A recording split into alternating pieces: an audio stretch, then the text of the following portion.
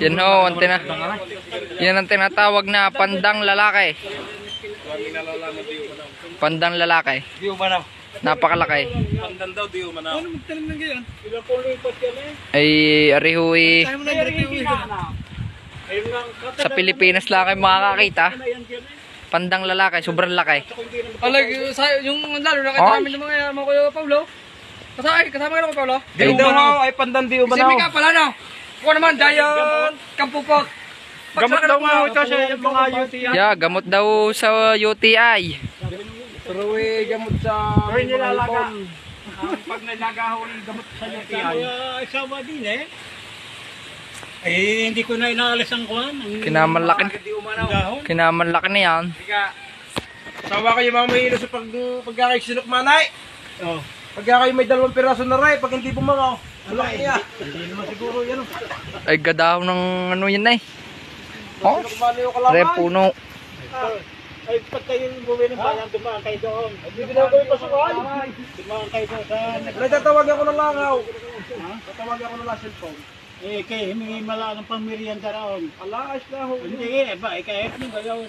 Ako lang ho, iba ho kaming mga gawa. Ang kanukatira na may ilaw. Ay, pa, paano yan? Bagay balik na ninyo riyan.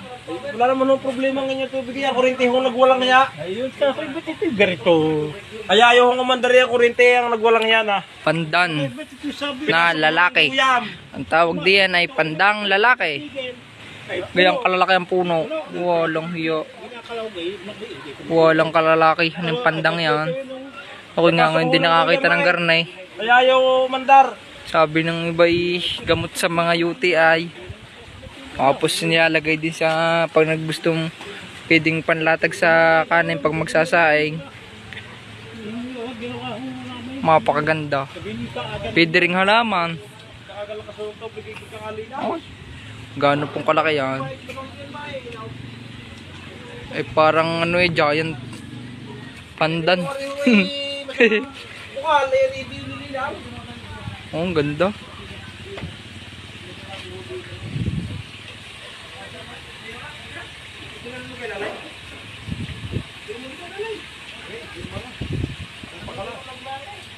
Giant pandan. Dine sa San Antonio, Quezon. Barangay Magsaysay.